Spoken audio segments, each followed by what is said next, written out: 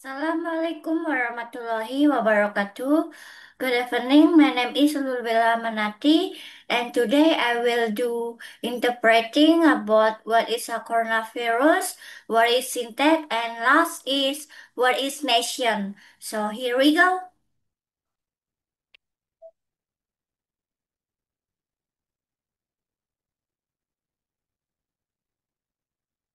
Selama hampir satu dekade, para ilmuwan mengejar sumber virus mematikan baru melalui pegunungan tertinggi dan gua terpencil di Cina. Mereka akhirnya menemukannya di sini, di kelawar Gua Sitau. Virus yang dimaksud adalah coronavirus, yang menyebabkan wabah sindrom pernapasan akut parah atau SARS pada tahun 2003. Coronavirus adalah kelompok virus yang dilapisi oleh tonjolan protein kecil menyerupai mahkota atau corona dalam bahasa Latin. Ada ratusan jenis coronavirus yang diketahui. 7 di antaranya dapat menginfeksi manusia dan menyebabkan penyakit. Virus corona SARS-CoV menyebabkan SARS, MERS-CoV menyebabkan MERS, dan SARS-CoV-2 menyebabkan penyakit COVID-19. Dari 7 jenis coronavirus pada manusia, 4 diantaranya menyebabkan pilek, infeksi ringan, dan sangat menular pada hidung dan tenggorokan. 2 diantaranya menyerang paru-paru dan menyebabkan penyakit yang jauh lebih parah. Yang ketujuh yang menyebabkan COVID-19 memiliki karakteristik dari masing-masing. Ia menyebar dengan mudah, tetapi dapat menyebabkan dampak serius pada paru-paru. Ketika seseorang yang terinfeksi batuk, tetesan mengandung virus akan tersempat keluar. Virus dapat menular ke orang-orang baru ketika masuk ke hidung atau mulut mereka. Virus corona menyebar paling efektif di ruang tertutup di mana orang-orang berada dalam jarak yang terdekat. Cuaca dingin mencegah cangkang virus yang rapuh mengering, memungkinkan virus bertahan lebih lama antara inang, sementara paparan sinar UV dari matahari dapat merusaknya. Perbedaan musiman ini lebih penting bagi virus yang sudah mapan. Namun, karena belum ada yang kebal terhadap virus baru ini, virus tersebut memiliki begitu banyak inang proteinnya sehingga tidak memerlukan kondisi ideal untuk menyebar. Di dalam tubuh, protein spike menempel pada sel inang dan menyatu dengannya, memungkinkan virus untuk mengambil alih mesin sel inang guna mereplikasi gennya sendiri. Coronavirus menyimpan gennya pada RNA. Semua virus adalah virus RNA atau virus DNA. Virus RNA cenderung lebih kecil dan memiliki lebih sedikit gen, artinya mereka dapat menginfeksi banyak inang dan bereplikasi dengan cepat dalam inang tersebut. Secara umum, virus RNA tidak memiliki mekanisme koreksi kesalahan, sedangkan virus DNA memilikinya. Jadi, ketika virus RNA bereplikasi, kemungkinan terjadi kesalahan yang disebut mutasi jauh lebih besar. Banyak dari mutasi ini tidak berguna atau bahkan berbahaya. Namun, beberapa di antaranya membuat virus lebih cocok untuk lingkungan tertentu seperti spesies inang baru. Wabah sering terjadi ketika virus berpindah dari hewan ke manusia. Hal ini berlaku untuk virus RNA yang menyebabkan wabah Ebola, Zika, dan SARS, serta pandemi COVID-19. Setelah masuk ke dalam tubuh manusia, virus tersebut masih bermutasi, biasanya tidak cukup untuk menciptakan virus baru, tetapi cukup untuk menciptakan variasi resisten dari virus aslinya. Sintaksis adalah tulang bahasa yang menentukan urutan kata dan struktur kalimat dasar dalam berbagai bahasa. Setiap bahasa memiliki sintaksis khusus yang memberitahu pembicara dan pendengar bagaimana dari kalimat yang datang terlebih dahulu untuk membantu mereka memahami apa yang sedang dikatakan. Ini adalah pedoman yang kami gunakan saat berbicara dan menulis agar kalimat menjadi mudah dipahami dan terstruktur dengan baik. Hati-hati jangan sampai membingungkan sintaksis atau semantik dengan kosakata. Ketiga hal ini merupakan tulang punggung pembentukan kalimat. Jadi, mari kita uraikan definisi ini.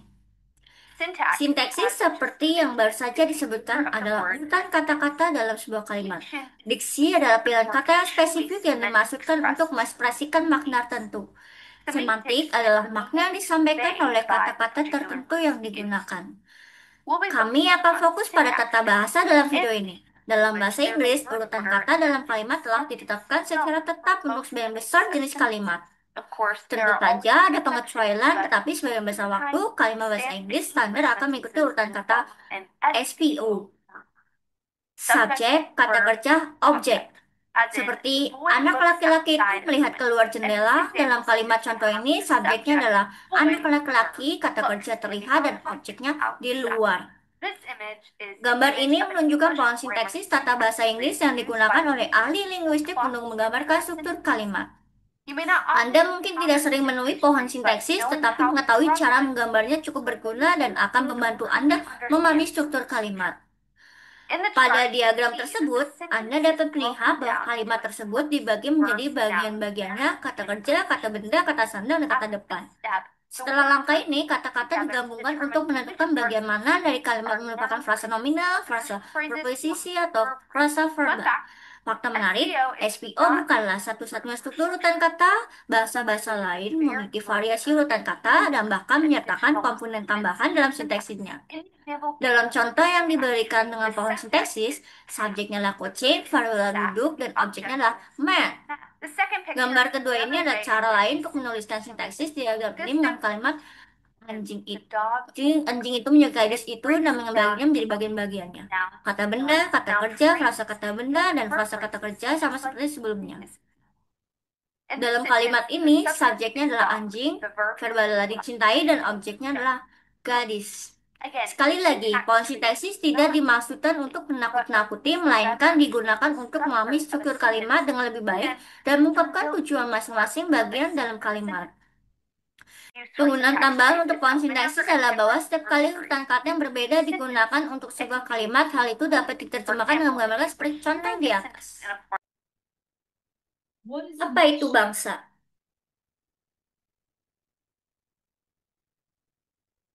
Upaya untuk mendefinisikan secara formal sebagai konsep politik, istilah ini pertama kali muncul pada tahun 1882 ketika filsuf dan sejarawan Prancis Ernest Renard menerbitkan esai pentingnya berjudul Apa itu Bangsa? Dalam esai ini, Renard mendefinisikan negara sebagai solidaritas berskala besar yang terbentuk dari perasaan pengorbanan yang dilakukan di masa lalu dan pengorbanan yang dilakukan di masa depan. Hal ini menjelaskan mengapa Renard percaya bahwa jika kita ingin membayangkan negara sebagai sesuatu yang baik dan layak untuk dikorbankan secara terus-menerus, kita harus menyadari bahwa hal itu secara internal melibatkan proses melupakan.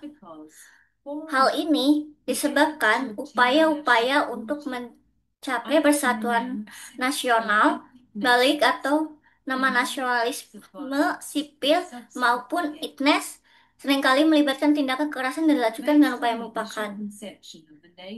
Berdasarkan konsepsi awal tentang bangsa yang dikembangkan oleh para sarjana Renard, telah dirumuskan definisi yang lebih formal tentang bangsa, yaitu suatu komunitas manusia yang terbentuk berdasarkan kombinasi ciri-ciri bersama seperti bahasa, sejarah, etnisitas, budaya, dan wilayah.